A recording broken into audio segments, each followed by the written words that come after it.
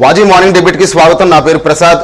ఈ రోజు మనం చర్చించుకోబోయే ప్రధానమైనటువంటి అంశం ఏంటంటే ఇటు జీవిత బీమా సంస్థ అంటే ఎల్ఐసిని ప్రైవేట్ పరం చేయడంతో ఇటు ప్రయోజనాలు అప్రయోజనాల గురించి ఈ రోజు డిస్కషన్ కొనసాగుతుంది. అయితే ఈ రోజు మన డిస్కషన్ లో పాల్గొనడానికి వచ్చారు ఇన్సూరెన్స్ కార్పొరేషన్ ఎంప్లాయీస్ యూనియన్ నుంచి ఎన్ రామాచలం గారు, అదేవిధంగా ఎన్ కామేశ్వరి గారు కూడా చేయడం జరిగింది.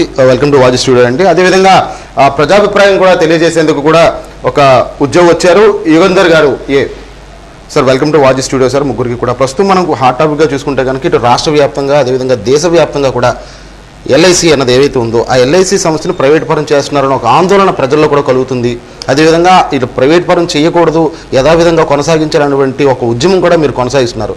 అసలు ప్రైవేట్ పరం చేయడం వలన ఇటు నష్టాలు ఏమున్నాయి, దాని గురించి ఒకసారి ముందుగా రమణాచలం గారు మీరు చెప్పండి. ముందుగా ప్రభుత్వం ఎల్ఐసిని ప్రైవేటు పరం చేస్తున్నాను అని అనలేదండి. అది మటుకు మేము చాలా క్లియర్గా చెప్పదలుచుకున్నాం. ఎల్ఐసిని ప్రభుత్వ పరంగానే ప్రభుత్వ సంస్థగానే కొనసాగిస్తామని చెప్తున్నారు. అయితే గత బడ్జెట్లో నిర్మలా సీతారామన్ గారు ఏం చెప్పారంటే ఎల్ఐసిలో ప్రభుత్వం తన వాటాని 5% నుంచి 10% వరకు అమ్ముతాము, ఐపీఓ ఇనీషియల్ పబ్లిక్ ఆఫర్ ద్వారా షేర్ మార్కెట్లో పెట్టి అమ్ముతామని చెప్పేసి చెప్పారు.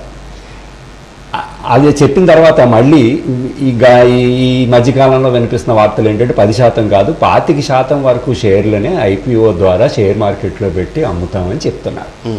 ఇది ప్రైవేటైజేషన్ కాదు, మేము కూడా ఒప్పుకుంటాం. కానీ మన సొంత ఇంట్లోకి ఒక వరండానో ఒక బెడ్రూమ్నో వాళ్ళు మేము ఇది అమ్ముతాం, ఇది మీరు అమ్మేయాలి, ఇది మేము కొనుక్కుంటామని అంటే మన సొంత ఇంట్లో సగం పార్ట్ వెళ్ళిపోయాక అది మన సొంత ఇల్లుగా మనం ఎలా ఫీల్ అవుతాం. కాబట్టి ఐపీఓ ద్వారా ఇనీషియల్ పబ్లిక్ ఆఫర్ ద్వారా షేర్లు అమ్మడం ద్వారా పార్షియల్ ప్రైవేటైజేషన్, కొంత మేరకు ప్రైవేటైజేషన్ తీసుకురావడానికి ప్రభుత్వం దీంట్లో ఒక పన్నాగం కింద ముందుకు వస్తుంది అనేది మట్టుకు మేము చెప్పదలుచుకున్నామండి. మేడం కామేశ్వర్ గారు మీరు చెప్పండి, ఉద్యమం మీరు చేపట్టినటువంటి ఉద్యమం ఎంత హుషారుగా ముందుకు సాగుతుంది? ఇప్పటి వరకు ఉద్యమ ఫలితం ఏమైనా దక్కిందా?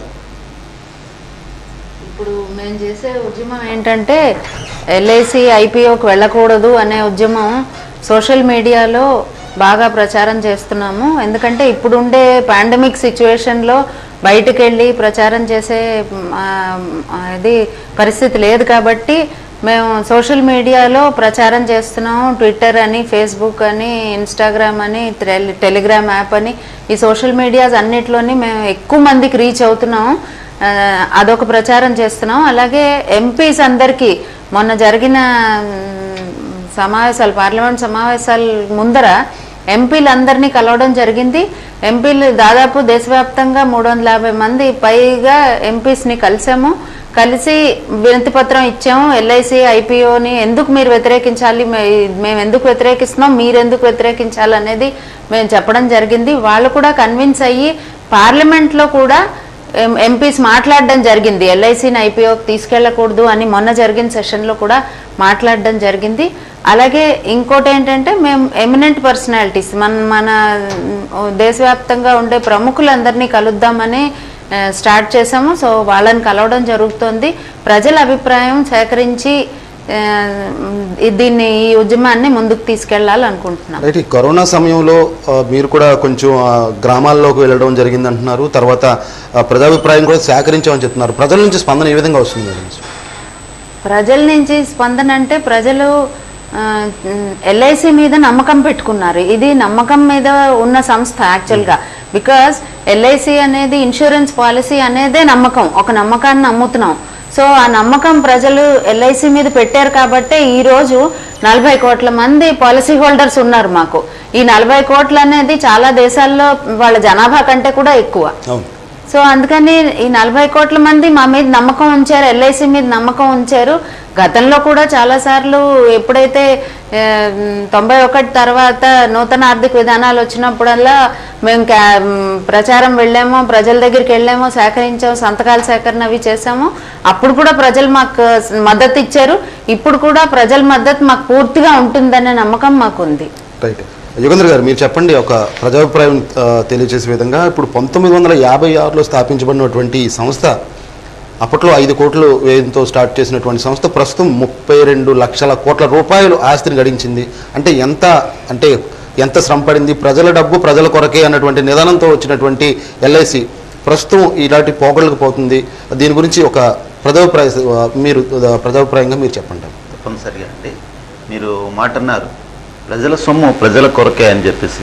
ఇది కార్పొరేట్ల కొరకు కాదు, ఓన్లీ ప్రజల కోసం ఉండాలనేటువంటి నినాదం ఏదైతే మీరు ఇచ్చారో అది ప్రజల నినాదం, అది ప్రజలకు కోరుకునేటువంటి నినాదం. కార్పొరేట్ల కోసం కాదు. ఈ జీవిత బీమా ఎల్ఐసి ఏదైతే ఉందో ఇది ప్రజల తాలూకా సంస్థ. 40 కోట్ల మంది ప్రజలు ఇందులో భాగస్వాములుగా ఉండి పెట్టుబడులు పెడుతున్నారంటే ఇది భారత ప్రభుత్వం మీద ఉంటున్న నమ్మకం, భారతదేశం ఉంటున్న నమ్మకం మాత్రమే. అంతేగాని ఒక ప్రైవేటీ పరమైనట్లయితే 40 కోట్ల మంది ఈరోజు దాన్ని నమ్మేవారు కాదు. ఈరోజు ప్రైవేట్ ప్లేయర్స్ చాలామంది ఉన్నారు, కానీ మేము ఎవరూ అక్కడ వెళ్ళలేదు. సో ప్రభుత్వం ఈ బీమా రంగంలో బిజినెస్ అని చూసినట్లయితే ఒక సామాన్యుడిగా ఒక 70% బిజినెస్ ఎల్ఐసిలోనే జరుగుతోంది, 70% పైగా. అనేక కంపెనీలు ప్రైవేట్ సంస్థలు ఉన్నప్పటికీ వాళ్ళు ఏమి ముందుకు రాలేకపోయారు ఈరోజు. సో ఒక సామాన్యుడిగా నేను కోరుకునేది ఏంటంటే మా పెట్టిన పెట్టుబడులు ఏవైతే ఉన్నాయో అవి ప్రభుత్వ రంగంలో ఉన్నప్పుడు మాత్రమే వాటికి భద్రత ఉంటుందని ఒక నమ్మకంతో మేము చేసేటటువంటి పెట్టుబడులు 20-25 ఏళ్ళు 15 ఏళ్ళు సొంతగా మేము పెట్టుబడి పెడుతుంటాం. సో అటువంటి వాటిని ప్రజలు నమ్మకంతో ముందుకు తీసుకెళ్లాలంటే తప్పనిసరిగా ఇది ప్రభుత్వ రంగంలోనే కొనసాగాలి. ప్రస్తుతం భారతదేశం అభివృద్ధి చెందుతున్న దేశం. ఇందులో మనం ఒక కూలంకషంగా చూసినట్లయితే భారతదేశ సంపదలో 90% సంపద మనం ఒకే 1% ప్రజల్లో కేంద్రీకృతమైంది. మిగిలిన 99% ప్రజలు ఎవరైతే ఉన్నారో ఆ మిగిలినటువంటి 10% సంపదను పంచుకునేటటువంటి దేశం మంది. అటువంటి దేశంలో అభివృద్ధి చెందాలన్నా, ఇన్ఫ్రాస్ట్రక్చర్ డెవలప్ అవ్వాలన్నా ఎల్ఐసి ప్రభుత్వ రంగ సంస్థగానే కొనసాగాలని ఒక సామాన్యులుగా మేము కోరుకుంటున్నాం, ఒక పాలసీదారుగా మేము కోరుకుంటున్నాం. అదేవిధంగా అందులో సంస్థలో పనిచేస్తున్న అధికారులు కానీ ఉద్యోగులు కానీ చేస్తున్నటువంటి వ్యతిరేకిస్తుంది ప్రభుత్వ విధానాలని ఒక ప్రజలుగా మా సంపూర్ణ సహకారం అందిస్తున్నాం. ఎందువల్ల అంటే ఇది వాళ్ళ తాలూకా ఉద్యోగ భద్రత కోసం చేస్తున్నటువంటి ఉద్యమం అయితే కాదు. ఇది ఒక ప్రభుత్వ రంగ సంస్థను ప్రభుత్వ రంగంలో కొనసాగాలని, ఇది ప్రజల కోసం ఉపయోగపడే సంస్థగా కొనసాగించాలని వాళ్ళు చేస్తున్నటువంటి ఈ ఉద్యమానికి ఒక 40 కోట్ల పాలసీదారులుగా ఈ 40 కోట్ల మంది తాలూకా అభిప్రాయాన్ని నా వ్యక్తీకరించడానికి మీ అవకాశం కల్పించినటువంటి విజయ్ స్టూడియోకి కూడా నేను ధన్యవాదాలు తెలియజేస్తున్నాను. సార్ రామనాచలం గారు, ఇప్పుడు మనం చూస్తే కనుక బంగారు బాతుగుడ్డు అనే సంభాషణ ఒకటి ఉంటుంది. ఆ బంగారు బాతుగుడ్డు ఏంటంటే గుడ్డు పెట్టినప్పుడు దాన్ని తీసుకుని జాగ్రత్తగా పొదుపు చేసుకోవాలి తప్ప ఆ గుడ్లు పెడుతుంది కదా అని చెప్పి ఒకేసారి దాన్ని పేరు కోయడం సరికాదు కదా అని చెప్పేసి ఒక ప్రస్తావనలో ఒక మహాకవి కూడా చెప్పడం జరిగింది. అయితే ఇప్పుడు ఎల్ఐసిని ఈ ధోరణిలో ఒకసారి పోల్చి చెప్పండి. ఎల్ఐసి సంస్థ దగ్గర నిజం చెప్పాలి అంటే మీరు అందాక అన్నట్టు 30 లక్షల కోట్ల రూపాయలు 32 లక్షల కోట్ల రూపాయల ఆస్తులు కలిగి ఉంది. అది కాకుండా దగ్గర 30 దాటి 31 లక్షల కోట్ల రూపాయలు లైఫ్ ఫండ్ ఉంది.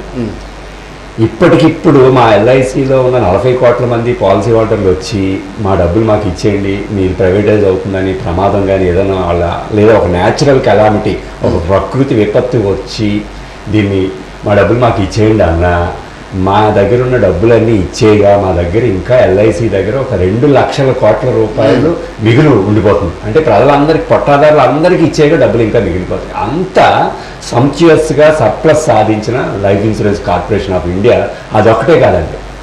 ఈ life insurance corporation of India ప్రతి సంవత్సరం కూడా కేంద్ర ప్రభుత్వానికి బడ్జెట్లో 25% ఇన్వెస్ట్మెంట్ రూపంలో నిధులు సమకూరుస్తుంది. అంటే అదొకటే కాదు, ఇప్పటి వరకు కూడా ప్రభుత్వం తన ఒక 100 కోట్లు ఎల్ఐసిలో పెట్టినందుకు గాను ఇప్పటి వరకు 26,000 కోట్ల రూపాయలు ప్రభుత్వానికి డివిడెండ్గా మేము ఇవ్వడం జరిగింది. 30,000 కోట్ల రూపాయలు పెట్టుబడి రూపంలో ఇవ్వడం జరిగింది. అనేక సంక్షేమ పథకాలు, ఇరిగేషను, వ్యవసాయము, రోడ్లు, బిల్డింగ్స్, సంక్షేమ పథకాలకి, అదేవిధంగా మన గ్రామీణ డెవలప్మెంట్, రూరల్ డెవలప్మెంట్ పథకాలకి, వీటిలన్నిటికీ స్టేట్ అండ్ సెంట్రల్ కేంద్ర ప్రభుత్వం రాష్ట్ర ప్రభుత్వాలకు సంబంధించిన అనేక పథకాల్లో మేము డబ్బులు పెట్టడం జరుగుతుంది. అంటే లైఫ్ ఇన్సూరెన్స్ కార్పొరేషన్ ఆఫ్ ఇండియాని 1956లో ప్రారంభించినప్పుడు పార్లమెంట్లో చట్టం చేసినప్పుడు ఒకటి రాశారండి. అందులో ఏంటంటే దీన్ని మేము ఎందుకు జాతీయం చేస్తున్నాం అంటే ప్రజల దగ్గర నుంచి సేకరించిన సొమ్ముని ప్రజల సంక్షేమం కొరకే ఉపయోగించాలి, దీని గోల్, దీని మోటో, దీని లక్ష్యం ఇది అని చెప్పేసి పార్లమెంట్లో చట్టం చేసి ఎల్ఐసిని జాతీయకరణ చేశారండి. అప్పటికి 245 ప్రైవేట్ కంపెనీలు ఉండేవి 1956 ముందు. అవి తీవ్రమైన మోసాలు చేశాయి. చాలా చాలా పెద్ద పెద్ద కార్పొరేట్ సంస్థల యొక్క ప్రైవేట్ కంపెనీలు ఉండేవి. అన్నీ ప్రజలకి షటగోపాలు పెట్టాయి, వాళ్ళ క్లెయిమ్లు ఎగ్గొట్టాయి. అప్పుడు 1956 ముందు చాలా పెద్ద ఎత్తున గొడవలు జరిగి ఇవన్నీ మాకు మోసాలు చేస్తుందని చెప్పేసి ప్రజా ఉద్యమాలు జరగడం వల్ల అప్పుడు నెహ్రూ గారి ప్రభుత్వం దాన్ని 1956లో జాతీయకరణ చేసి ప్రజల సొమ్ముని ప్రజలకే సంక్షేమానికే ఉపయోగపెట్టాలని చెప్పేసి ఒక నానుడితోటి, ఒక లక్ష్యంతో life insurance corporation of India స్థాపించారు. అయితే life insurance corporation of India లక్ష్యం ఓన్లీ ప్రజలకి ఇన్సూరెన్స్ చేసి వాళ్ళకి ఏదైనా జరిగితే వాళ్ళకి ఇన్సూరెన్స్ మొత్తాలు వాళ్ళ కుటుంబానికి ఇవ్వడం ఒకటే కాదండి. దేశ సౌభాగ్యం కోసం, దేశ నిర్మాణం కోసం కూడా life insurance corporation of India ఉపయోగపడాలి. దేశ ఆర్థిక వ్యవస్థను కూడా ముందు తీసుకెళ్ళాలి, దేశ ఆర్థిక వ్యవస్థకు కూడా తోడ్పడిన అందించాలి. ఆ విధంగా ఎల్ఐసి చేస్తుందండి ఇప్పుడు వరకు. మేమైతే అనుకుంటున్నాం మాకు 40 కోట్ల మంది పాలసీ హోల్డర్లు బేస్ ఉందని మేము అంటున్నాం. మేమైతే ఉద్యోగస్తులుగా మేము అనుకుంటుంది ఏంటంటే మేము 40 కోట్ల మంది పాలసీ హోల్డర్కే సర్వీస్ కాదు, దేశంలో ఉన్న 130 కోట్ల మంది ప్రజానీకానికి కూడా మేము సర్వీస్ అందించాం. రైట్. వాళ్ళ సంక్షేమ పథకాలకి, వాళ్ళ సంక్షేమం కొరకు, వాళ్ళ భవిష్యత్తు కొరకు కావాల్సిన నిధులు సమకూర్చి పెట్టాలి మా సంస్థ. అంటే నిజం చెప్పాలంటే ఒక బంగారు బాతు లాంటిది life insurance corporation of India. మంచి మంచి బంగారు బాతు గుడ్లు పెడుతుంది. ఈ గుడ్లను తీసుకెళ్లి కేంద్ర ప్రభుత్వం, రాష్ట్ర ప్రభుత్వం తన సంక్షేమ పథకాల్లో పెట్టుకుంటుంది. లేదా కేంద్ర ప్రభుత్వం ఫెయిల్ అవడం వల్ల కొన్ని కేంద్ర ప్రభుత్వ రంగ సంస్థలు నష్టపోతున్నాయి. ఆ నష్టపోతున్న కేంద్ర ప్రభుత్వ రంగ సంస్థల్లో మీరు తిరిగి పెట్టుబడులు పెట్టండి అని ఎల్ఐసి డబ్బులు తీసుకెళ్లి ఐడిబిఐ బ్యాంకుల్లోని, ఇతర ఐఎఫ్ఎస్ అలాంటి సంస్థల్లోని, ఇటువంటి సంస్థల్లోని కూడా పెట్టడం జరుగుతుంది.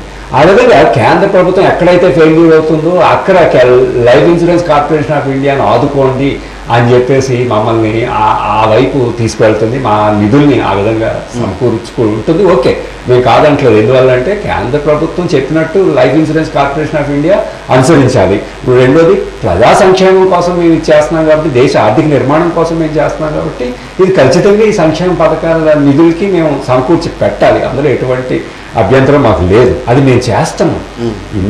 ఈ 64 ఏళ్ల కానీ ఎల్ఐసి ప్రారంభించి ఇప్పటి వరకు 64 ఏళ్ళు ముగిసింది. 65వ ఏళ్ళలోకి మేము అడుగు సుదీర్ఘ ప్రయాణం. ఒక జాతీయ సంస్థ ప్రపంచవ్యాప్తంగా కూడా మంచి బ్రాండ్ వాల్యూ ఉన్న సంస్థగా ఎదిగింది.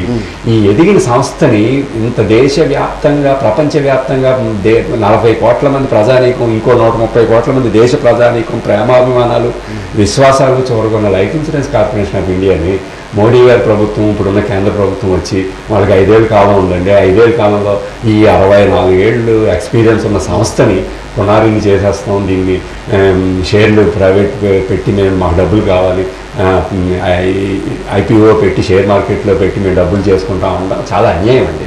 ఎందుకంటే ప్రజా సంక్షేమానికి ప్రజల డబ్బులు ఉపయోగపడుతున్న సంస్థని అడ్డంగా దాన్ని ఆ బంగారు బాతుని కోసేసి మేము విందు ఆరగిస్తామని అనేది చాలా అన్యాయం. ఈ విషయం తెలిస్తే మటుకు దీన్ని చాలా దారుణంగా వ్యతిరేకిస్తారు. లేదు, ఇది మేము ఈ ప్రైవేట్ పరం చేయడం కూడా దేశ ప్రయోజనం కోసమే, దేశ ఆర్థిక వ్యవస్థను ముందుకు తీసుకెళ్ళడం కోసమే అని చెప్పి కేంద్ర ప్రభుత్వం ఒక స్పష్టత ఇచ్చి, లేదు ఎట్టి పరిస్థితుల్లో కూడా మేము ప్రైవేట్ పరం చేస్తామన్నటువంటి ఒక నిర్ణయానికి వచ్చింది అనుకున్నాం సార్. ఆ టైంలో పరిస్థితి ఏ విధంగా ఉంటుంది సార్? ఇప్పుడు ప్రైవేటు, ప్రభుత్వం ఈ రెండు కూడా ఉండాలండి ఒక ఆర్థిక వ్యవస్థలో. మేము ప్రైవేట్కి వ్యతిరేకం కాదు, దాన్ని ఉండకూడదని అనట్లేదు. లైఫ్ ఇన్సూరెన్స్ వ్యాపారంలో కూడా ప్రైవేట్ కంపెనీలు ఉన్నాయండి. 1956 ముందు ఉన్నాయి, 245 ప్రైవేట్ కంపెనీలు ఉన్నాయి. ఇప్పుడు ఈ 2000 సంవత్సరం నుంచి కూడా లైఫ్ ఇన్సూరెన్స్ కార్పొరేషన్ ఆఫ్ ఇండియాలో ఐఆర్డీఏ వచ్చిన తర్వాత 23 ప్రైవేట్ కంపెనీలు మాతో పోటీ పడుతున్నాయి. 23 కంపెనీలు మాతో పోటీ పడితే 20 ఏళ్ళు వాటికి చరిత్ర ఉంది. ఇప్పుడు స్వాతంత్రం వచ్చిన తర్వాత కూడా మళ్ళీ life insurance corporation of India జాతీయం అయిన తర్వాత కూడా మాతోటి 23 ప్రైవేట్ కంపెనీలు పోటీ పడుతున్నాయి. మరి ఆ ప్రైవేట్ కంపెనీలు 20 సంవత్సరాలైన ప్రజల విశ్వాసాన్ని చూరగొనలేకపోయాయి. ఎలా నేను చెప్తున్నానంటే, ఇప్పటికీ కూడా లైఫ్ ఇన్సూరెన్స్ మార్కెట్లో మా మార్కెట్ వాటా 76% ఉన్నాయి. మిగతా 24% 23 కంపెనీలు పంచుకుంటున్నాయి. అంటే అలా పంచుకున్నట్లయితే 23 కంపెనీలకి 24% పంచితే ఒక్కొక్క కంపెనీకి ఒక్కొక్క శాతం వస్తుంది. అంటే 20 ఏళ్ల నుంచి ప్రజలు ఆ ప్రైవేట్ ఇన్సూరెన్స్ కంపెనీల దగ్గరికి వెళ్ళట్లేదు, వెళ్ళినా ఆ విశ్వాసం చూరమనలేకపోతున్నారు వాళ్ళు. లైఫ్ ఇన్సూరెన్స్ కార్పొరేషన్ ఆఫ్ ఇండియాకి ఒక సావరిన్ గ్యారంటీ, ప్రభుత్వం యొక్క హామీ. ఈ లైఫ్ ఇన్సూరెన్స్ కార్పొరేషన్ ఆఫ్ ఇండియాకి ఏదైనా నష్టం జరిగితే అందులో ఉన్న మీ డబ్బులకి ఏ విధమైన అభద్రత లేదు, మేము ప్రభుత్వం పూర్తి భద్రత కల్పిస్తూ కేంద్ర ప్రభుత్వం యొక్క పూర్తి హామీ ఉంది అని ఒక guarantee life insurance corporation of ఇండియాకి ఉందండి. అయితే ఐఆర్డిఏ వచ్చిన తర్వాత కూడా ప్రైవేట్ కంపెనీలకి ఆ గ్యారంటీ ఉంది. ఏదైనా ప్రైవేట్ కంపెనీలు మోసం చేస్తే మేము ఐఆర్డిఏ ఒక రెగ్యులేటరీ సంస్థగా మేము ఉన్నాం, ఆ మోసాలను మేము పరిష్కరించి మీ డబ్బులు మీకు ఇస్తామని చెప్తున్నా సరే పాలసీ హోల్డర్లు ఎవరు కూడా వాళ్ళని నమ్మట్లేదు. ఎందువల్ల నమ్మట్లేదు? బ్యాంకింగ్ రంగంలో కూడా రెగ్యులేటరీ సంస్థ ఉంది, ఆర్బీఐ ఉంది, రెగ్యులేట్ చేస్తుంటుంది. మరి అలా రెగ్యులేట్ చేసి హామీ ఉన్నా సరే చాలా బ్యాంకులు, ఫైనాన్స్ సంస్థలు, చిట్ ఫండ్ సంస్థలు ప్రజల్ని మోసాలు చేసి పెద్ద పెద్ద నీరవ్ మోడీ లాంటి గారు కానీ మిగతా పెద్ద పెద్దలు అందరూ కూడా బ్యాంకుల్లో లోన్ తీసుకుని రాత్రి కోట్ల రూపాయలు భారతదేశం నుంచి పట్టుకెళ్ళిపోయిన సంఘటన అనుకున్నాయి. సామాన్య ప్రజానీకం చిట్ ఫండ్స్లోని, చిన్న చిన్న బ్యాంకుల్లోని, ఫైనాన్స్ బ్యాంకుల్లోని పెట్టుకుని డబ్బులు మోసపోయిన సంఘటనలు ఉన్నాయి. మనం ఎస్ బ్యాంకు ఉదాహరణ మనం చూసుకున్నట్లయితే కనిపిస్తుంది. అంటే ఈ మోసాలు మామూలుగా వీధుల నుంచి విదేశాల వరకు జరుగుతున్నాయి. చూస్తున్నాం, వీధుల్లో చిన్న చిన్న చీటీలు వేసుకోవడం దగ్గర నుంచి అన్ని జరుగుతున్నాయి. అంటే ప్రజల నమ్మకాన్ని చూరుకున్నటువంటి ఎల్ఐసి సంస్థలో ప్రస్తుతం 13 లక్షల మంది ఏజెంట్లు, అదేవిధంగా దేశవ్యాప్తంగా కూడా సుమారు 1 లక్ష మంది ఉద్యోగులు పనిచేస్తున్నారండి. ఇందులో కామేష్ గారు మీరు చెప్పండి మేడం, అసలు ఇందులో ఏజెంట్ల పాత్ర ఏ విధంగా ఉంటుంది? ఏజెంట్లు అనేది అంటే ఎల్ఐసి బిజినెస్ అనేది దాదాపు 90% వరకు ఏజెంట్స్ ద్వారానే జరుగుతుంది. అయితే ఏజెంట్స్ అనే వాళ్ళని మేము ఫస్ట్ లైన్ అండర్ రైటర్ అంటాం. ఎందుకంటే వాళ్ళే they are the face of LIC. Policy holder దగ్గరికి వెళ్ళేది ఎల్ఐసి తరఫున ఏజెంటే ఫస్ట్ వెళ్తారు. సో అంచేత ఏజెంట్ అనే వాళ్ళు చాలా ప్రజల దగ్గరికి వెళ్ళడం, వాళ్ళ రీచ్ లో ఉండడము, అలాగే వ్యాపారం తెచ్చి ఎల్ఐసిలో పెట్టడం, ఇవన్నీ చేస్తారు. అందుకని ఏజెంట్ అనేవాళ్ళు అంటే ప్రజలకి చూస్తే అది ఎల్ఐసి తరఫున ఏజెంట్ వెళ్తాడు కాబట్టి ఏజెంట్ మీద చాలా నమ్మకం పెట్టుకుంటారు వాళ్ళు. అందుకని ఆ బిజినెస్ తెచ్చి ఎల్ఐసి దగ్గర మేము అంతా క్లియర్ గా అండర్ రైట్ చేసి అంతా బిజినెస్ ప్రాసెస్ చేసి పాలసీస్ ఇవ్వడం, అలాగే తర్వాత సర్వీసింగ్ చేయడం, ఏజెంట్స్ చేసే సర్వీసింగ్ అంతా చేయడం, రివైవల్స్ వచ్చినా, లోన్స్ వచ్చినా, లేదంటే క్లెయిమ్స్ పేమెంట్ అప్పుడు ఏజెంట్స్ సర్వీసింగ్ చేస్తారు. సో వీళ్ళు ప్రజలకి సర్వీస్ చేస్తున్నారు, వాళ్ళకి వచ్చేది కమిషన్ ఎల్ఐసి నుంచి.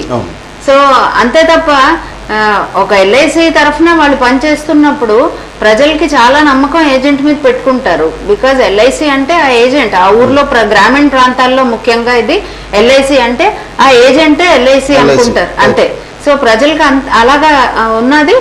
ఏజెంట్స్ కూడా అంతే చురుగ్గా 12 లక్షల మంది ఏజెంట్లు కూడా చురుగ్గా చక్కగా బిజినెస్ చేస్తున్నారు, వ్యాపారం చేస్తున్నారు, ఎల్ఐసి అభివృద్ధికి తోడ్పడుతున్నారు. రైట్ మేడం, ఇప్పుడు మీ యూనియన్ తరఫున ఏజెంట్లకి కూడా ఎటువంటి భరోసా కల్పిస్తున్నారు? అంటే ఇప్పుడు ప్రజల్లో ఈ ఎల్ఐసి ఒక ప్రైవేట్ పరం అయిపోతుంది అన్నటువంటి ఒక భావన కనుక కలిగి ఫస్ట్ వాళ్ళు నిలదీయాలనుకుంటే కనుక మిమ్మల్ని కానీ లేదంటే సంస్థలు కానీ నిలదీయరు, ముందుగా వెళ్ళేది ఏజెంట్ దగ్గరికి వెళ్తారు. మా డబ్బులు మీ దగ్గర పెట్టాము, నీకే పెట్టాము కాబట్టి నువ్వు మాకు డబ్బులు చెల్లించాలి అన్నటువంటి ధోరణి వచ్చిన సందర్భంలో మీరు అటువంటి ఏజెంట్లకి ఎటువంటి భరోసా కల్పిస్తున్నారు? అలాంటి పరిస్థితి వచ్చినప్పుడు ప్రజలు ఏజెంట్ని అడిగినప్పుడు కూడా ఎల్ఐసి ఈరోజు ప్రైవేట్ అయిపోతుంది, లేకపోతే దానికి డబ్బులు చెల్లించలేమనే పరిస్థితి లేదు. ఇందాక రమణాచలం గారు చెప్పినట్టుగా ఇప్పుడు మొత్తం అందరూ 40 కోట్ల మంది మా డబ్బులు ఇచ్చేయండి అని అడిగితే మాకు మొత్తం ఫండ్స్ లోంచి ఇచ్చేసినా ఇంకా సర్ప్లస్ ఒక 2 lakh crores రూపీస్ ఉంటుంది.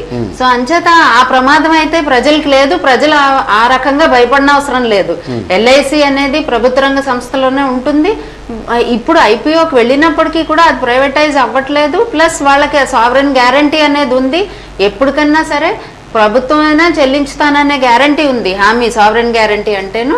అందుకని ఎల్ఐసి దగ్గర ఫండ్స్ కూడా సర్ప్లస్ ఉన్నాయి కాబట్టి అలాంటి ప్రమాదం వచ్చే అవకాశం లేదు. అండ్ ప్రజలకు కూడా ఏజెంట్కి కూడా అదే భరోసా ఏంటంటే నా సంస్థ నాకు పేయింగ్ కెపాసిటీ ఉంది, సో అంచేత ఖచ్చితంగా నాకు ఇబ్బంది లేదు అనేది ఏజెంట్కి భరోసా ఇస్తాము. ఎందుకంటే ఈ ఫండ్స్ పొజిషన్ అది చెప్తే ఏజెంట్స్ కూడా అర్థమవుతుంది.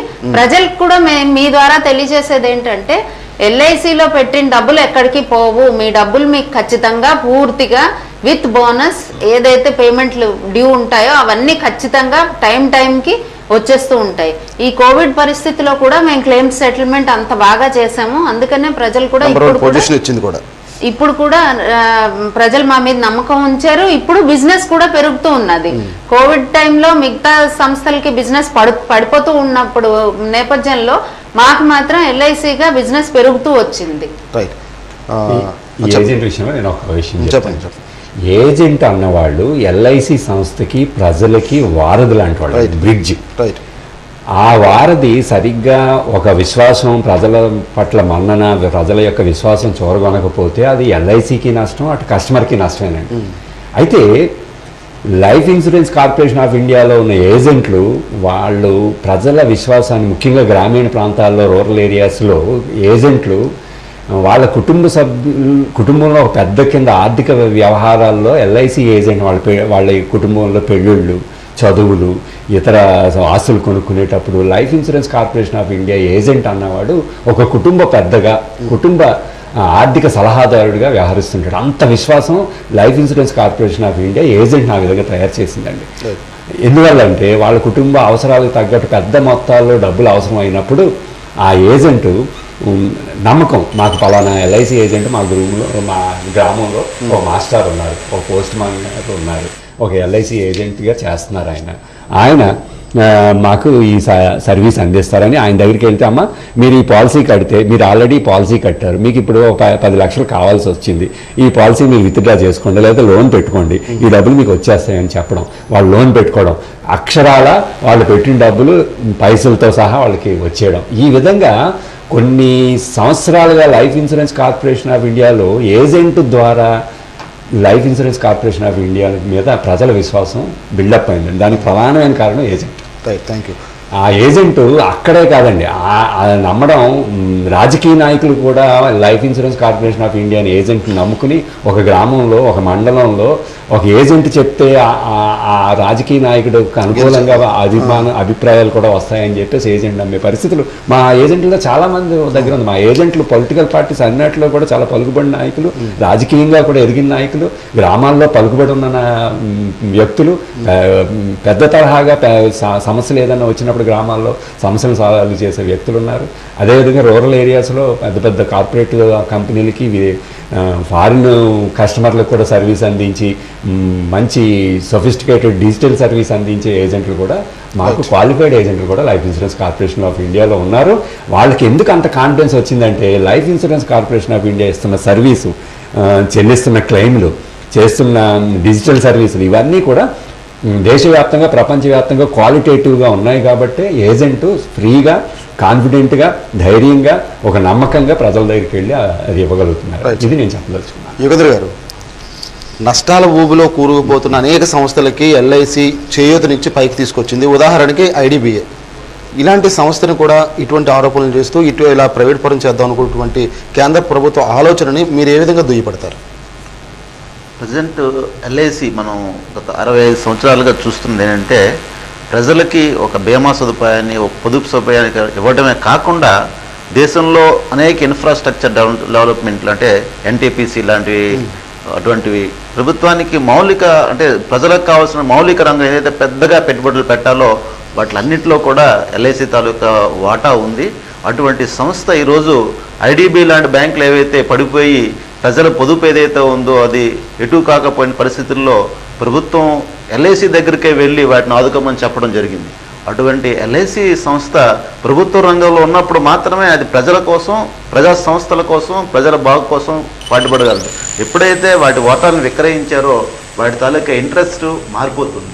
ఇటువంటి ప్రజా ఉపయోగ సంస్థలను కాపాడేటటువంటి లక్ష్యాల వైపు ప్రయాణం చేసే అవకాశం ఉండదు.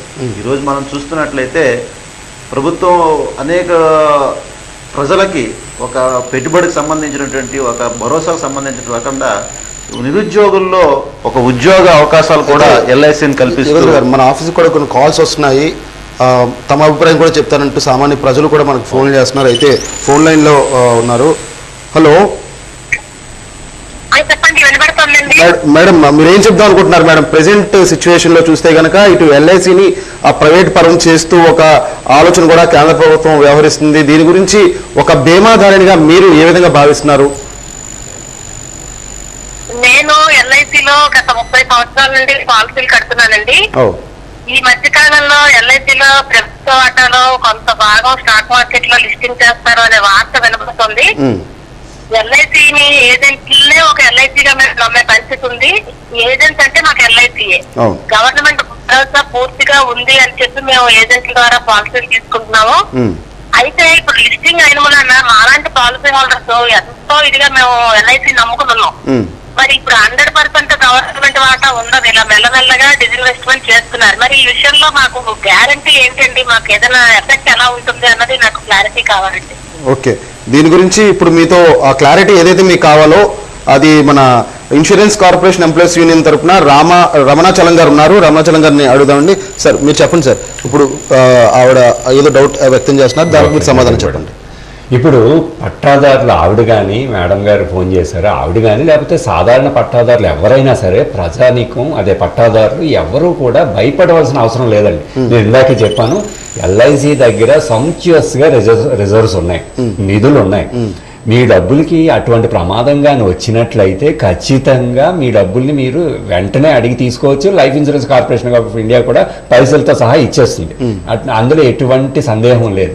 బట్ మేము చెప్తున్నది ఏంటి అంటే పట్టాదారులకి ఏజెంట్లకి ఏ విధమైన ఉద్యోగస్తులకి ఏ విధమైన ప్రమాదం లేదు. ఇక్కడ ఇంకొక పార్శ్యం ఉందండి. ఆ పార్శ్యం ఏంటి అంటే ప్రజా సంక్షేమానికి దేశ ఆర్థిక నిర్మాణానికి నిర్వహిస్తున్న పాత్ర కోల్పోతుంది ఎల్ఐసి. ఎందుకంటే ఎల్ఐసిలో కొన్ని షేర్లని ప్రైవేటు వాళ్ళకి అమ్మి ప్రైవేట్ వ్యక్తులు వచ్చి కూర్చున్నప్పుడు మేము ఇందులో షేర్లు కొన్నాం కాబట్టి మేము చెప్పినట్టు మేము చెప్పిన చోట మీరు పెట్టుబడి పెట్టాలి, మీరు దేశ నిర్మాణానికి ప్రజలకి డబ్బులు ఖర్చు పెడితే అలాగా మేము షేర్లు పెట్టాం, మాకు డివిడెండ్ ఎక్కువ రావాలి అని చెప్పేసి వాళ్ళు ఎక్కువ దీన్ని వాళ్ళ లాభాల్లో వాటాన్ని అడిగే ప్రమాదం ఉంది. కానీ పట్టాదారులకి వాళ్ళకి ఏ విధమైన ప్రమాదం ఉండదు. అయితే కొద్దిగా బోనస్ తగ్గుతుంది. ప్రభుత్వం గ్యారంటీ ఉంది కాబట్టి ప్రభుత్వం యొక్క సావరిన్ గ్యారంటీ ఉంది కాబట్టి లైఫ్ ఇన్సూరెన్స్ కార్పొరేషన్ ఆఫ్ ఇండియాకి లో ఉన్న పట్టాదారులు ప్యానిక్ కావాల్సిన పని లేదు, ఏజెంట్లు కూడా ప్యానిక్ కావాల్సిన పని లేదు.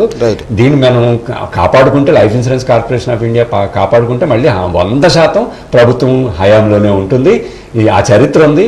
1956 ముందు ప్రైవేట్ కంపెనీలు ఉన్నవే జాతీయం చేయబడ్డాయి. మేడం విన్నారు కదండి,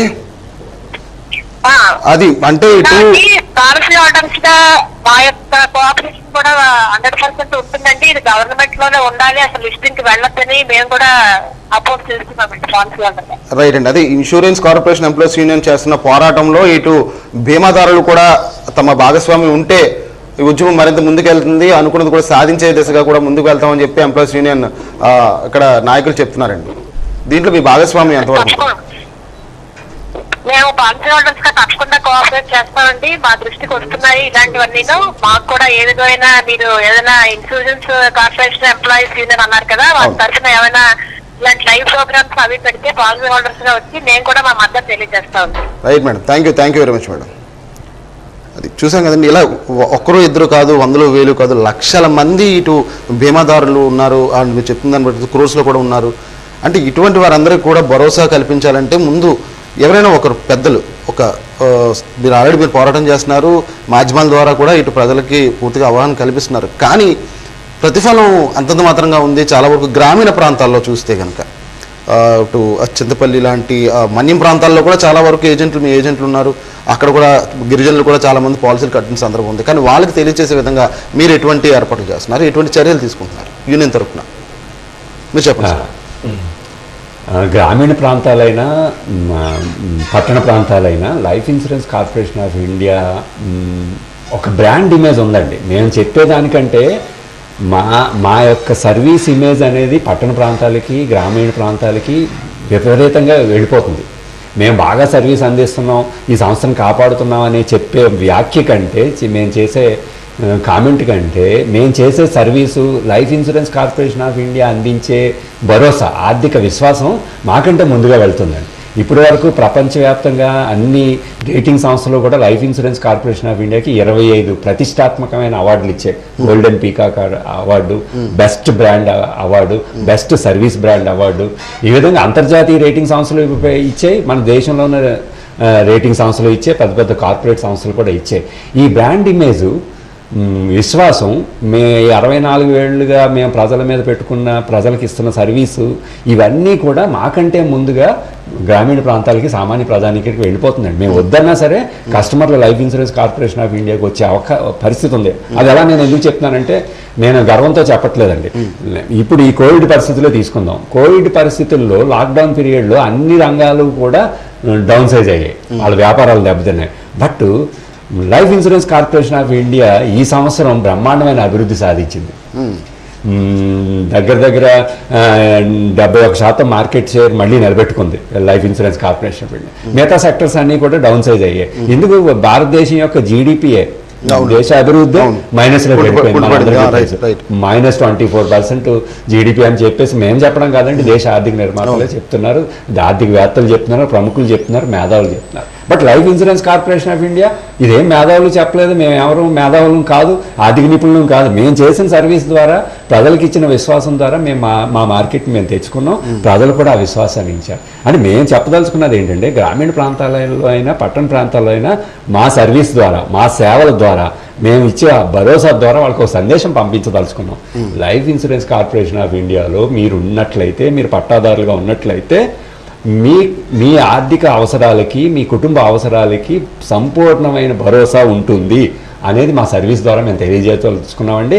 ఒకవేళ ప్రభుత్వం కానీ తన విధానాల ద్వారా ఈ సంస్థని వీకెండ్ చేయాలని ప్రయత్నం చేసిన, ఐపీఓ ద్వారా, షేర్ల మార్కెట్ల ద్వారా దీన్ని వీకెండ్ చేయాలని ప్రయత్నం చేస్తే మేము ఖచ్చితంగా అందులో ఉన్న ఉద్యోగస్తులుగా మేము వ్యతిరేకిస్తాం.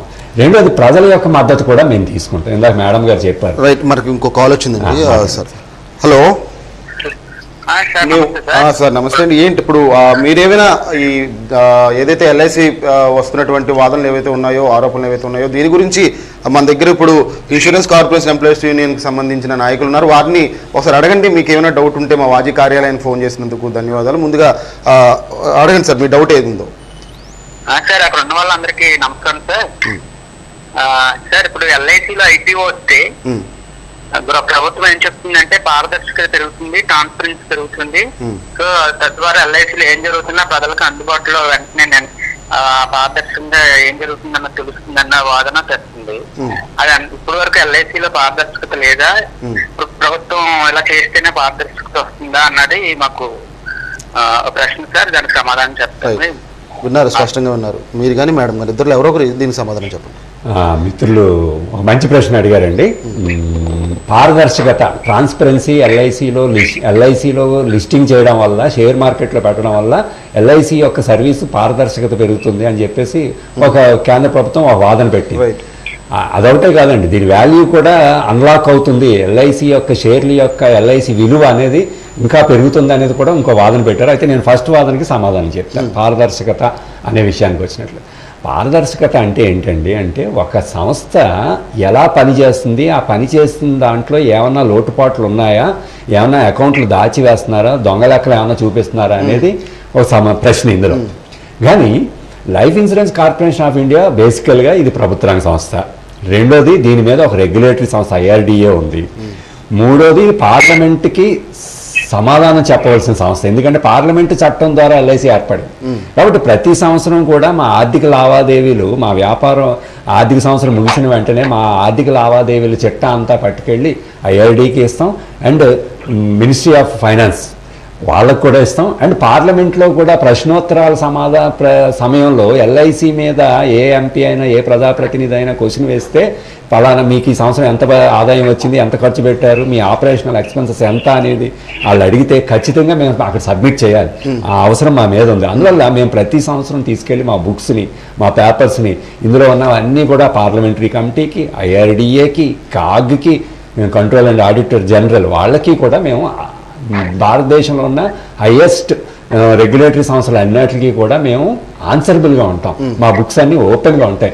ఇంకెంతకు మించి ట్రాన్స్పరెన్సీ ఏం కావాలండి? కేంద్ర ప్రభుత్వం ఇప్పుడు ఈయన అడుగుతుంది, మన ఫోన్ కాల్ ఉన్న వ్యక్తి ఎవరైతే బీమాదారు ఉన్నాడో ఆయన అడుగుతున్న ప్రశ్న ఏంటంటే ఇప్పటి వరకు పారదర్శకత లేదా ఇక నుంచి ఉంటుందని చెప్తుంది కేంద్ర ప్రభుత్వం. అసలు ప్రభుత్వ రంగ సంస్థ అంటున్నారు, అదే ప్రభుత్వం ఇలా చెప్పడం ఏంటి అని చెప్పేసి ఈయన డౌట్. ఏమంటే ఈ పారదర్శకత లేదు అనేది ప్రజలు అంటలేదండి, ప్రభుత్వం అంటుంది. ప్రభుత్వం అంటుందంటే దీని వెనకాల ప్రభుత్వం ఏదో ఆలోచన ఉందండి. దీన్ని తీసుకెళ్లి కార్పొరేషన్ సెక్టర్కి ఇవ్వాలి అనే ఒక ఆలోచనతోటి, కార్పొరేట్లకు ఇవ్వాలని చెప్పేసి ఒక ఆలోచనతోటి ప్రభుత్వం అంటుంది. ప్రజలు అంటలేదు, ప్రజలు పూర్తి విశ్వాసాన్ని ఉంచారు. అయితే ప్రభుత్వం ఈ పారదర్శకత లేదు ఉంటుందని ఎలా చెప్తుంది? ప్రభుత్వం చెప్తున్న వాదనలోనే ఒక డొల్లతనం ఉంది. ఇప్పటికీ life insurance corporation of India 100% పారదర్శకత ఉంది. ఇంకా పారదర్శకత పెరుగుతుందని ఎలా అంటుంది?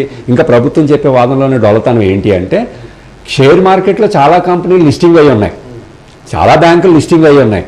ఫర్ ఎగ్జాంపుల్ ఎస్ బ్యాంకు, అది ఆల్రెడీ లిస్టింగ్ అయిన సంస్థ. మరి అది అందులో నష్టాలు వచ్చాయి, అందులో కస్టమర్లు అందరూ లాసుల్లోకి వెళ్ళిపోయారు, డిపాజిట్లు గల్లంతాయి. అప్పుడు మళ్ళీ ఎల్ఐసి వెళ్ళి అందరూ డబ్బులు పెట్టవలసి వచ్చింది. ఎల్ఐసి లిస్టింగ్ అవ్వని సంస్థ, అక్కడ ఎస్ బ్యాంక్ లిస్టింగ్ అయిన సంస్థ. షేర్ మార్కెట్లో లిస్టింగ్ అవ్వని సంస్థ వెళ్ళి దాన్ని ఆదుకోవాల్సి వచ్చింది. అంటే మరి లిస్టింగ్ అయిన సంస్థను మీరు మరి దాని పారదర్శకత చూడకుండా ఎందుకు లిస్టింగ్లో పెట్టారు? ఒకవేళ లిస్టింగ్లో పెడితే అది దాని పారదర్శకత ఎలా పెరిగిందండి? మరి పెరిగితే మరి ఈ నష్టాలు ఎందుకు జరిగాయి? నీరవ్ మోడీ గారు కానీ విజయ్ మాల్యా గారు కానీ బ్యాంకుల్లో నుంచి డబ్బులు పట్టుకుని వెళ్ళిపోయారు. మరి అవన్నీ లిస్టింగ్ అయిన బ్యాంకులు ఉన్నాయి. అందులో గ్లోబల్ ట్రస్ట్ బ్యాంక్ కానీ ఇవన్నీ కూడా లిస్టింగ్ అయిన కంపెనీలు, విదేశీ కంపెనీలు అన్నీ కూడా లిస్టింగ్ అయిన కంపెనీలు. అవన్నీ కూడా రాత్రి బోర్డులు తిప్పాయి, కొంతమంది డబ్బులు పట్టుకెళ్ళిపోయారు. మరి అంత పారదర్శకతగా ఉంటేనే మీరు లిస్టింగ్ చేస్తారు కదా. లిస్టింగ్ అయిన కంపెనీలో పారదర్శకత ఉంటుందని అంటున్నారు కదా. మరి లిస్టింగ్ అయిన కంపెనీలు ఇన్ని మోసాలు జరిగాయి. ఏ లిస్టింగ్ అవ్వకుండా మేము క్లియర్ పారదర్శకత ఉంది 24 ఏళ్ళు ఒక్క మచ్చ కూడా లైఫ్ ఇన్సూరెన్స్ కార్పొరేషన్ ఆఫ్ ఇండియాలో లేకుండా సర్వీస్ అందించాము. ఎంతకన్నా ట్రాన్స్పరెన్సీ, ఎంతకన్నా పారదర్శకత ఎందుకు కావాలండి? అంటే ఇప్పుడు ప్రభుత్వం పారదర్శకత అనే పేరుతోటి ఒక కుంటి సాకు చెప్పి దీన్ని ప్రైవేటైజ్ చేయడానికో లేకపోతే కార్పొరేట్ సంస్థలకి కొన్ని షేర్లు అప్పచెప్పడానికో ప్రయత్నం చేస్తుంది. ఇది మేము వ్యతిరేకిస్తున్నాం.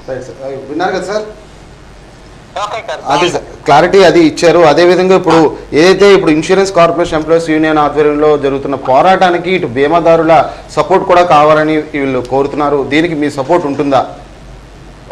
తప్పనిసరిగా ఉంటుంది సార్, తప్పకుండా ఉంటుంది. మేము ఈ ఐపీఎల్ వ్యతిరేకిస్తూ మా వాళ్ళతో కూడా మేము సహకారం అందిస్తాం. Right, thank you sir, thank you, ధన్యవాదాలు. వాజీ కాల్ చేసినందుకు కూడా థ్యాంక్స్ అండి, థ్యాంక్ యూ. అది సార్, ఇప్పుడు ఎక్కడ ఎవరిని కదిపినా సరే సార్ యోగేంద్ర గారు మీరు చెప్పండి.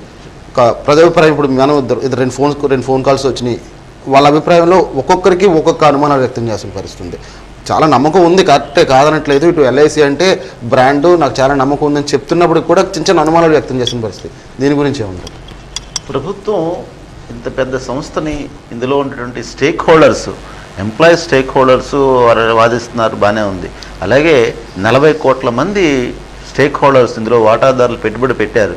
సో వీళ్ళ తాలూకా అభిప్రాయాన్ని ఏమాత్రం పరిగణలోకి తీసుకోకుండా ప్రభుత్వం ముందుకెళ్ళటం ఇది కరెక్ట్ కాదు. సో ప్రభుత్వం ప్రజల నుంచి, అదేవిధంగా వాటాదారుల దగ్గర నుంచి, స్టేక్ హోల్డర్ల దగ్గర నుంచి అభిప్రాయం తీసుకోవాలి. ఇప్పుడు చూస్తున్నట్లయితే ఫోన్ కాల్లో అందరూ కూడా వ్యతిరేకిస్తున్నారు విధానాన్ని.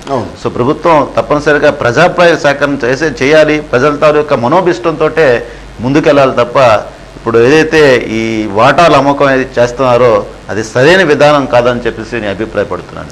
ఇప్పుడు మేడం కామేశ్వర గారు, ఏమైనా యూనియన్ తరఫున ఏమైనా సమ్మెకి దిగే అవకాశాలు ఏమైనా కనిపిస్తున్నాయా? భవిష్యత్ కార్యాచరణ యూనియన్ తరఫున ఉద్యమం ఏ విధంగా వెళ్ళబోతుంది అంటే ప్రజలకు కూడా క్లారిటీ ఉండాలి కదా.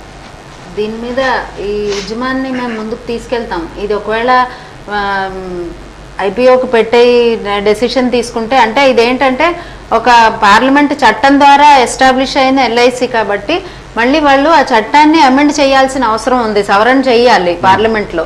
సో సవరణ చేసి ప్రభుత్వం కానీ ముందుకెళ్తే కనుక మేము ఖచ్చితంగా ఇది పోరాటాన్ని ఉధృతం చేస్తాము. వన్ డే సమ్మెలోకి కూడా వెళ్తాము. సమ్మెలోకి వెళ్ళినప్పుడు కూడా మాకు ప్రజల సపోర్ట్ అనేది చాలా ఇంపార్టెంట్. ప్రజలందరూ సపోర్ట్ చేస్తే ఖచ్చితంగా మేము ఈ విధానాన్ని, ఏదైతే ప్రభుత్వ విధానం ఉందో ఐపీఓకి వెళ్ళే విధానాన్ని మేము తిప్పికొట్టగలుస్తామని మాకు నమ్మకం ఉంది. రైట్ సార్, మీరు చెప్పండి సార్. ప్రస్తుతం చూస్తే కనుక ఇటు దేశవ్యాప్తంగా కూడా ఎల్ఐసిలో ఉద్యోగుల కొరత చాలా ఎక్కువగా ఉంది. కానీ ఆ ఉద్యోగుల కొరతను పక్కన పెట్టి మేమే సైనికుల్లో పనిచేస్తున్నాం అని చెప్పి మీలాంటి ఎల్ఐసి ఉద్యోగులు చెబుతున్న పరిస్థితి. అసలు ఉద్యోగ కొరత ఉందా లేదా? ఒకటండి, life insurance corporation of India వ్యాపార విస్తరణ విగరస్గా జరిగిందండి. 90 తర్వాత బ్రహ్మాండంగా అభివృద్ధి చెందింది. మేము ఇప్పుడు 2000 పైచిలకు సర్వీస్ బ్రాంచెస్తో దేశవ్యాప్తంగా పనిచేస్తున్నాం.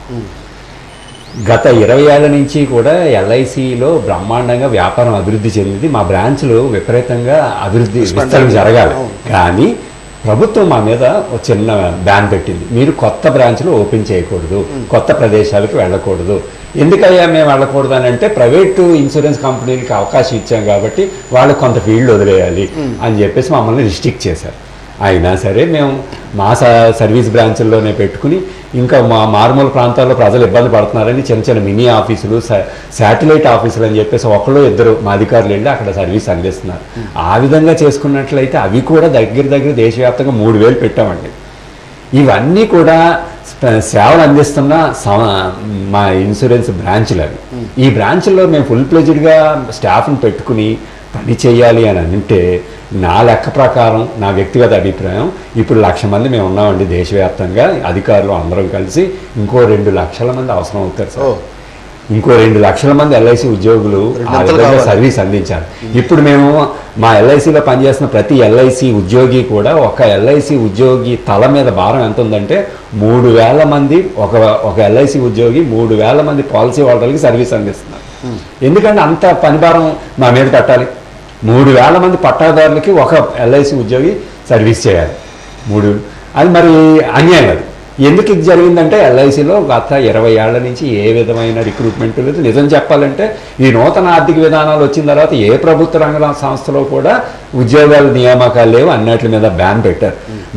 మా వ్యాపారం అయితే విస్తరిస్తుంది, ప్రజలైతే విశ్వాసం చూపిస్తున్నారు, ప్రజల దగ్గరికి మేము వెళ్ళాలి, సర్వీస్ అందించాలి. కానీ మాకు చేతులు కట్టేశారు, కాళ్ళు కట్టేసినట్టు అయ్యి బ్రాంచ్లు విస్తరణ లేదు, రిక్రూట్మెంట్ లేదు. మేమేమో ప్రజలకు సేవలు అందించాలి అనుకున్నప్పుడు ఉన్న కొద్దిపాటి సదుపాయాలతోటి మేము బ్రహ్మాండమైన సేవ అందిస్తున్నాం. మల్టీ ట్రస్టెడ్ బ్రాండ్గా మాకు గోల్డెన్ పీకాక్ అవార్డు కూడా వచ్చిందంటే ఎంత కష్టపడుతున్నాం అనేది అర్థం చేసుకోవాలి. ఖచ్చితంగా ప్రభుత్వం తన విధానాలు మార్చుకుని, నిరుద్యోగ సైన్యం విపరీతంగా ఉందండి భారతదేశంలో. మేము నిరుద్యోగంగా ఉండి మేము కాంపిటేటివ్ ఎగ్జామ్స్ రాసుకుని ఇందులో ఉద్యోగులకు వచ్చాం. మా తర్వాత కొత్త తరం రావాలి. మీ రిటైర్మెంట్ తర్వాత ఇంకా అక్కడ పోస్ట్ బంద్ అయిపోతే ఇంకా దేశం ఏ విధంగా ముందుకు వెళ్తుందండి? బోల్డ్ మంది చదువుకున్న యువకులు, కొత్త రక్తం, కొత్త శక్తి ఉంది భారతదేశంలో. వాళ్ళందరూ లోపలికి రావాలి. మరొక కాల్ వచ్చింది. హలో సార్, ఎలా ఉందండి ఎల్ఐసి పరిస్థితి? మీరు వాజీ కార్యాలయానికి ఫోన్ చేసినందుకు థ్యాంక్స్. ఫస్ట్గా ప్రస్తుతం మీరు ఏమైనా ప్రశ్న అంటే ఎల్ఐసి సంబంధించి ఏమైనా మీకు ఏమైనా అనుమానాలు కానీ, ఇటు ప్రైవేట్ పరం అవుతుందా లేదా అన్నటువంటి ఏమైనా ఉంటే కనుక ఇక్కడ ఎంప్లాయీస్ యూనియన్ తరఫున, ఎల్ఐసి యూనియన్ తరఫున కూడా నాయకులు ఉన్నారు, వారిని అడగండి ఒకసారి. ఏమైనా మీకు ఏమైనా డౌట్స్ ఏమైనా ఉంటాయి? అంటే ఇప్పుడు ఎల్ఐసి అనేది ఒక బ్రాండ్ అండి, ఆల్రెడీ మనకి అందరికీ తెలుసు దాని బ్రాండ్ అది ఎలా ఉంది ఏంటన్నది. సో ఇప్పుడు దీన్ని ఐపీఓలో పెట్టడం వలన ఇంకా పబ్లిక్ లేదా పాలసీ హోల్డర్లకి లాభాలు పెరుగుతాయి, వాళ్ళ బోనస్ పెరుగుతుంది అని చెప్తున్నారు. నిజంగా పాలసీదారులకు లాభాలు పెరుగుతాయా? ఎంతవరకు కరెక్ట్? అది ఒకసారి క్లారిఫికేషన్ చేస్తారని చెప్పి నాకు డౌట్ వచ్చింది, అందుకని అడిగాను. మీరు అలా లైన్ ఉండండి, వాళ్ళు మీ ప్రశ్నకి యూనియన్ మెంబర్ కామేశ్వర్ గారు సమాధానం చెప్తారు. మేడం చెప్పండి మేడం, మీ ప్రశ్నకి సమాధానం. ఎల్ఐసి అనేది ఒక బ్రాండ్. అది బ్రాండ్ అంటే యూనిక్ ఇన్ ద వరల్డ్, ప్రపంచంలోనే యూనిక్ బ్రాండ్. సో ఈ బ్రాండ్ ఇప్పుడు ప్రైవేటైజ్ అయితే, లేకపోతే ఐపీఓకి వెళ్తే, లిస్టింగ్ అయితే అదేదో పాలసీ హోల్డర్స్ కి లాభం చేకూరుతుందని చెప్పడం అనేది ప్రభుత్వం చేస్తున్న వాదనది. అది ముమ్మాటికి తప్పది. ఎందుకంటే ఇప్పుడు ఇందులో షేర్ హోల్డర్స్ కనుక వస్తే, ఇప్పుడు ఐపీఓకి వెళ్తే షేర్స్ అమ్మకానికి పెడతారు. ఆ షేర్ హోల్డర్స్ కనుక వస్తే, షేర్ హోల్డర్స్ ఎవరు కూడా పాలసీ హోల్డర్స్ కి బోనస్ ఇచ్చే ఉద్దేశంతో వాళ్ళు రారు. వాళ్ళు వచ్చేది వాళ్ళ ప్రాఫిట్, నేను ఇంత షేర్ పెట్టాను నాకు ఇంత లాభం రావాలి అని అనుకుంటారు తప్ప, వాళ్ళేమి ఒక సోషల్ ఆబ్జెక్టివ్ తో గానీ, లేదంటే పాలసీ హోల్డర్స్ కి, దేశ ప్రజానీకానికి ఉపయోగపడాలి లేకపోతే సర్వీస్ చేయాలనే ఆలోచనతో ఉండరు. కాబట్టి వాళ్ళు వాళ్ళ లాభం కోసం వస్తారు. సో అలా వచ్చినప్పుడు ఇప్పుడు చూసినట్లయితే ఎల్ఐసి తాలూకా సర్ప్లస్ ఏదైతే ఉందో 100% సర్ప్లస్ ఏదైతే ఎవ్రీ ఇయర్ వస్తుందో అందులో 95% పాలసీ హోల్డర్స్కి బోనస్గా చెల్లిస్తున్నాము. అలాగే 5% ఏమో గవర్నమెంట్కి డివిడెండ్గా ఇస్తున్నాము. సో ఈ 95 ఏదైతే సర్ప్లస్ డిస్ట్రిబ్యూషన్ ఉందో ఇప్పుడు అందులో మధ్యలో ఇప్పుడు షేర్ హోల్డర్స్ వచ్చారనుకోండి, సో అదేమవుతుంది, పాలసీ హోల్డర్స్కే బోనస్ తగ్గుతుంది ఖచ్చితంగా. ఎందుకంటే ఆ షేర్ హోల్డర్ వాళ్ళకు కూడా వాటా మధ్యలో వస్తుంది కాబట్టి 3 డివిజన్స్ అవ్వాలి ఆ సర్ప్లస్లోనే. ఇదే సర్ప్లస్ని 3 ముక్కల కింద చేస్తే ఖచ్చితంగా ఆ ఎగ్జిస్టింగ్ 95% ఏదైతే ఉందో బోనస్ వచ్చేది పాలసీ హోల్డర్కి అది తగ్గుతుంది. సో అది పెరుగుతుందని చెప్పడం అనేది ఒక అబద్ధ వాదన ప్రభుత్వం ఈరోజు చేస్తోంది. వాళ్ళు చెప్పేది ఏంటంటే స్టాక్ మార్కెట్కి వెళ్తే ప్రజలు రీటైల్ ఇన్వెస్టర్స్ స్టాక్స్ కొనుక్కుంటారు, షేర్స్ కొనుక్కుంటే లాభం వస్తుంది, స్టాక్ మార్కెట్ పెరిగినప్పుడంతా వాళ్ళకి లాభం వస్తుందని చెప్తున్నారు. కానీ ఈరోజు మన దేశంలో చూసుకుంటే ప్రజానీకం ఎక్కువగా పేద ప్రజానీకం ఎక్కువ ఉన్న దేశంలో ఈరోజు స్టాక్ మార్కెట్కి అసలు వెళ్ళేది ఎంతమంది అని చూస్తే 3% కూడా లేరు. మన ప్రజానీకంలో 3% కూడా కనీసం స్టాక్ మార్కెట్లో లావాదేవీలు చెయ్యట్లేదు. అవగాహన లేని వాళ్ళు ఎక్కువ మంది ఉన్నారు, లిటరసీ తక్కువ, అవగాహన లేని వాళ్ళు ఎక్కువ మంది ఉన్నారు. అవగాహన ఉన్న వాళ్ళు కూడా వెళ్ళేది స్టాక్ మార్కెట్కి వెళ్ళేది చాలా తక్కువ మంది, 3% కూడా లేరు. 3% కూడా లేనప్పుడు ప్రజలందరికీ ఏదో లాభం వచ్చేస్తుందని ప్రభుత్వం చెప్పడం అది తప్పు. అది లాభం రాదు సరి కదా. అందులో కూడా స్టాక్ మార్కెట్లో కూడా బోల్డ్ అన్ని తికమకలు ఉన్నాయి. అవి ఎక్కువగా కార్పొరేట్స్కి, ఇన్స్టిట్యూషనల్ ఇన్వెస్టర్స్కి వెళ్ళిపోయే అవకాశమే ఉంటుంది, షేర్స్ కూడాను. సో ఇవన్నీ చూసినట్లయితే ఇవన్నీ మనకి ఏం అర్థమవుతుందంటే పాలసీ హోల్డర్స్కి బోనస్ తగ్గుతుందే తప్ప పెరిగే అవకాశం లేదు, ఎటువంటి లాభము లేదు దీనివల్ల అనేది మనకు అర్థమవుతుంది. చెప్పండి సార్. ఇందులో ఇప్పుడు మేడం గారు చెప్పింది 100% వాస్తవం. ఎల్ఐసి సంపాదించే ప్రతి 100 రూపాయల్లో 95 రూపాయలు పట్టాదారుడికి బోనస్ కింద ఇస్తుంది. ఒక 5 రూపాయలు దీని యజమాని కేంద్ర ప్రభుత్వం వాళ్ళకి ఇస్తుంది. కానీ ఎల్ఐసి యాక్ట్ అమెండ్ చేసిన తర్వాత, ఐఆర్డిఏ వచ్చిన తర్వాత 90 రూపాయలు మాత్రమే పట్టాదారుడికి ఇవ్వండి, మిగతా 10 రూపాయలు గవర్నమెంట్కి ఇవ్వండి అని చెప్పింది ప్రభుత్వం, చట్టంలో రాసింది. కానీ మేమేం చేస్తున్నామంటే ఇప్పటి వరకు కూడా ఆ చట్టాన్ని ఇంకా మేము కేంద్ర ప్రభుత్వం దగ్గర అనుమతి తెచ్చుకుని 95 రూపాయలు కూడా పట్టాదారుడిగా బోనస్ కింద ఇచ్చేస్తున్నాం. ఇంకో రెండో పాయింట్ ఏంటంటే ప్రైవేట్ కంపెనీలు మాతో పోటీ పడుతున్న ప్రైవేట్ కంపెనీలు ఆల్రెడీ లిస్టింగ్ అయ్యి ఉన్నాయండి షేర్ మార్కెట్లో. వాళ్ళు ఏం చేస్తున్నారంటే షేర్ మార్కెట్లో పార్టిసిపేటెడ్ పాలసీలు కొన్ని ఉంటాయి, నాన్ పార్టిసిపేటెడ్ పాలసీలు కొన్ని ఉంటాయి. అంటే షేర్ మార్కెట్లో లింక్ అయిన పాలసీలు కొన్ని ఉంటాయి, షేర్ మార్కెట్లో లింక్ అవని కొన్ని పాలసీలు కొన్ని ఉంటాయి. వాళ్ళు బోనస్ ఇచ్చేటప్పుడు షేర్ మార్కెట్లో లింక్ అవ్వని పాలసీలకు మాత్రమే బోనస్ ఇస్తున్నారు ఆ ప్రైవేట్ కంపెనీలు. షేర్ మార్కెట్లో లింక్ అయిన పాలసీలకు వాళ్ళు ఏమంటున్నారంటే షేర్ మార్కెట్లో వచ్చే ఒడిదొడుకు అందులో రూపాయి వస్తే రూపాయి మీకు ఇస్తాం, రూపాయి నష్టం వస్తే నష్టం మీరు భరించాలని చెప్తున్నారు, కానీ బోనస్ ఇవ్వట్లేదు. వేరే ఎల్ఐసికి వచ్చేటప్పటికి మేము షేర్ మార్కెట్లో పార్టిసిపేట్ చేసినా చేయకపోయినా అన్ని పాలసీలకి కూడా ఇప్పుడు 95% మాకు వచ్చిన 100 రూపాయలు 95 రూపాయలు అన్ని పాలసీ హోల్డర్కి పట్టాదారులకు కూడా మేము ఇచ్చేస్తాం, 5 రూపాయలు ప్రభుత్వానికి ఇస్తాం. అంటే షేర్ మార్కెట్లో ఉన్న లింక్ అయినా లేకపోయినా మా బోనస్ మట్టుకు అందరికీ సమానంగా పంచుతున్నాం. అంత విరివిగా అంత వాల్యుబుల్గా ఉన్నప్పుడు ఇది షేర్ మార్కెట్లో కొన్ని షేర్లు అమ్మడం వల్ల వాల్యూ ఎలా పెరుగుతుందంటే పట్టాదారుడికి ఎలా లాభం వస్తుంది, ఇంకా నష్టం అయిపోతాడు. మేడం గారు చెప్పిన పాయింట్ వాస్తవం, 3 వాటాలు వస్తాడు. కానీ నేను చెప్తున్నది ఏంటి అంటే ఎప్పుడైతే మేము లిస్టింగ్ అయ్యా వెంటనే ప్రైవేట్ కంపెనీలు ఎలా చేస్తున్నాయో మేము కూడా సెబీ నిర్ణయాల ప్రకారం ఆ విధంగా చేయాలి. ఎందువల్లంటే పార్టిసిపేటెడ్ పాలసీలకే బోనస్ ఇవ్వాలి, మిగతాటికి ఇవ్వక్కర్లేదు. పార్టిసిపేటెడ్ పాలసీలకు బోనస్ ఇవ్వక్కర్లేదు, మిగతాటికి ఇవ్వాలి అని అనుకున్నప్పుడు మిగతా వాళ్ళు పార్టిసిపేట్ చేస్తున్న పట్టాదారులు వాళ్ళందరూ కూడా నష్టపోయే ప్రమాదం ఉంటుంది. లిస్టింగ్ అయితే కొన్ని పట్టాదారులకి కొంతమంది పాలసీ వాళ్ళకి నష్టం జరుగుతుంది. రెండోది మేడం గారు చెప్పినట్టు 3వ భాగస్వామి వస్తాడు కాబట్టి అతనికి భాగం పంచాలి కాబట్టి ఖచ్చితంగా పాలసీ వాళ్ళకి నష్టం జరుగుతుంది. రైట్ సార్, విన్నారు కదా. ఏదైతే ఐపీఓ కానీ ఒకవేళ కానీ అనుమతి ఇస్తే దానికి సంబంధించి కూడా పూర్తిగా అధికారులు ఇస్తే కనుక తప్పకుండా ఇటు మీలాంటి ఎవరైతే పట్ట హోల్డర్స్ ఉన్నారో వాళ్ళకి మాత్రం కాస్త నష్టం వాటిల్లే అవకాశం ఉందని ఇక్కడ యూనియన్ నాయకులు అయితే చెప్తున్న పరిస్థితి ఉంది. దీని గురించి ఏమంటారు? చాలా థ్యాంక్స్ అండి, నాకు నా డౌట్ క్లారిఫై అయింది. నేను ఇంతవరకు పట్టాదారులకి ఇంకా బోనస్ పెరుగుతుందని చెప్పి అనుకునే దృష్టిలో ఉన్నాను. ఇటువంటి కార్యక్రమం ద్వారా మాకు ఎడ్యుకేట్ చేసినందుకు మీ ఛానల్ వారికి థ్యాంక్ యూ మా సందేహాలను నెరవేర్చిన సీనియర్ నాయకులకు కూడా ధన్యవాదాలండి. థ్యాంక్ యూ థ్యాంక్స్ అండి. మేము కూడా ఐపీఓని వ్యతిరేకిస్తామండి పాలసీ హోల్డర్ గా. Right sir. అదే యూనియన్ కూడా ఇప్పటికే పోరాటం చేస్తుంది. ఆ పోరాటంలో ఖాతాదారులు అదేవిధంగా పట్టదారులు మీలాంటి వాళ్ళందరూ కూడా సహకారం కావాలని చెప్పి కోరుతున్న పరిస్థితి ఉందండి. అవునండి తప్పకుండా మేము ఖచ్చితంగా వ్యతిరేకిస్తామండి. Right. Thank you sir. Thank you very much sir. అది సార్ చూసినాం కదా. సరే మన డిస్కషన్ కంటిన్యూ చేద్దాం సార్. ఏదైతే ఇప్పుడు ఉద్యోగుల కొరత ఉందో దాని గురించి. ఓకే. ఎల్ఐసిలో ఆటోమైజేషన్ జరిగిందండి. ఆటోమైజేషన్ మీన్స్ ఇప్పుడు కొత్త టెక్నాలజీ వస్తున్నప్పుడు ఖచ్చితంగా ఎల్ఐసి కాదు ఏ సంస్థ అయినా సరే కొత్త టెక్నాలజీని అడాప్ట్ చేసుకోవాలి. పాలసీ హోల్డర్లకి డోర్ టు డోర్ సర్వీస్ అనేది అందించాలి. అందులో ఎటువంటి సందేహం లేదు. మా ఎల్ఐసి ఇప్పుడు పాలసీ హోల్డర్ మా ఎల్ఐసి ఆఫీస్కి వచ్చే తన ప్రీమియం కట్టక్కర్లేదండి. తన నెలవారీ వాయిదాలు ఉంటాయి కదా, ప్రీమియం డబ్బులు, అవి ఎల్ఐసి సంస్థకే వచ్చి కట్టక్కర్లేదు. మేము ఇప్పుడు ఆల్టర్నేటివ్ క్యాష్ ఛానల్స్ ద్వారా దగ్గర 24 ఆల్టర్నేటివ్ ఛానల్స్, అంటే ఈ సేవలో కానీ ఆన్లైన్లో కానీ లేకపోతే పేటిఎం, జీపే, ఈ విధంగా అనేక డిజిటల్ మాడ్యూల్స్ ఉన్నాయి, ప్లాట్ఫామ్స్ ఉన్నాయి. దాని ద్వారా కట్టచ్చు. అదేవిధంగా మా యాప్లు ఉన్నాయి. Life insurance corporation of India app ఉంది. దాన్ని కానీ డౌన్లోడ్ చేసుకుంటే మీ దగ్గర ఎన్ని పాలసీలు ఉన్నాయి, ఇప్పటి వరకు మా దగ్గర ఎంత ఎక్వైర్ అయింది డబ్బులు, మీ దాని మీద మీకు ఎంత లోన్ వస్తుంది, మీరు ఎప్పుడు మెచ్యూర్ అవుతుంది, మీరు ఎప్పటి నుంచి కట్టట్లేదు, ఇవన్నీ కూడా డీటెయిల్స్ అందులో వస్తాయండి. ఈవెన్ ఏజెంట్ వచ్చి కూడా ఆ కస్టమర్కి చెప్పలేకపోయినా యాప్ డౌన్లోడ్ చేసుకుని ఆ నోహో ఉన్న కస్టమర్ యాప్ను డౌన్లోడ్ చేసుకుంటే అతని డీటెయిల్స్ అన్నీ కూడా ఖచ్చితంగా క్లియర్గా ఆయనకు వచ్చేస్తాయి. ఆఫీస్కి వచ్చి కూడా సర్వీస్ తీసుకోవాల్సిన అవసరం లేకుండా ఆయన ఇంట్లో ఉండే సర్వీస్ అందించే స్థాయికి life insurance corporation of India ఎదిగిందండి. మేము కూడా మా ఉద్యోగస్తులం కూడా ఆ డిజిటల్ టెక్నాలజీ వస్తున్న కొత్త టెక్నాలజీని అంతటిని అడాప్ట్ చేసుకుని దానికి అనుగుణంగా పనిచేస్తున్నాం. మేము కొత్త టెక్నాలజీ నాకు అది రాకపోయినా దాన్ని నేర్చుకుని పనిచేసి ఆ కొత్త యాప్స్ని ప్రయోగించి వాళ్ళకి అందించి ఆ యాప్స్ ద్వారా మేము సర్వీస్ అందించి ఈ విధంగా మేము పనిచేస్తున్నాం. ఖచ్చితంగా మా మీద పని భారం విపరీతంగా ఉంది.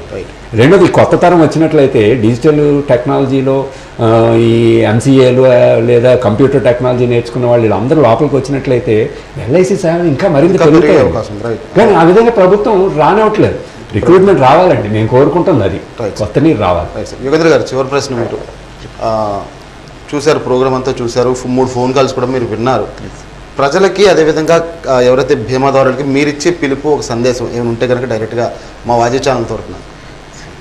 ముందుగా వాజీ ఛానల్ వారికి కృతజ్ఞతలండి. ఈ విధంగా ఒక పాలసీదారుడిగా మా అభిప్రాయాన్ని వెలవచ్చేటువంటి అవకాశం కల్పించారు. ఏదైతే ఈ ఎల్ఐసి ఉద్యోగులు ఎవరైతే మెయిన్ స్టేక్ హోల్డర్స్ సేవలు అందిస్తున్నారు, ఎంతమంది భారతవానికి సేవలు అందిస్తున్నారు, వాళ్ళు చేస్తున్నటువంటి ఈ ఉద్యమం లేదా పోరాటం ఏదైతే ఉందో అది ప్రజల భవిష్యత్తు కోసం ప్రభుత్వం చేస్తున్నటువంటి ఈ ఏదైతే దుశ్చర్య అనొచ్చు దాన్ని. ఎందువల్లంటే ఇది ఎవరికి ఉపయోగపడేటువంటి కాదు. Nobody wanted it, unwanted move అది. దాన్ని వ్యతిరేకిస్తున్నారు ఉద్యోగులు. వారితో పాటు పాలసీదారులుగా ఒక పౌరులుగా వారితో పాటు ప్రయాణించి వాళ్ళ ఉద్యమం సక్సెస్ అయ్యే విధంగా మా పూర్తి సహకారం అందిస్తామని మీ ద్వారా తెలియజేసుకుంటున్నాం. Right sir. Thank you very much sir. మీ అమూల్యమైన సమయాన్ని, అంటే ఈ టైంలో కూడా 1 అవర్ మాకు కేటాయించారు. ప్రజల సందేహాలను కూడా నివృత్తి చేశారు. చాలా థ్యాంక్స్ అండి మా స్టూడియోకి వచ్చినందుకు. Thank you very much sir. ఇది ఈరోజు మార్నింగ్ డిబేట్. మళ్ళీ రేపు ప్రధానమైనటువంటి అంశాలతో మీ ముందుంటాం. అంతవరకు సెలవు. నమస్కారం.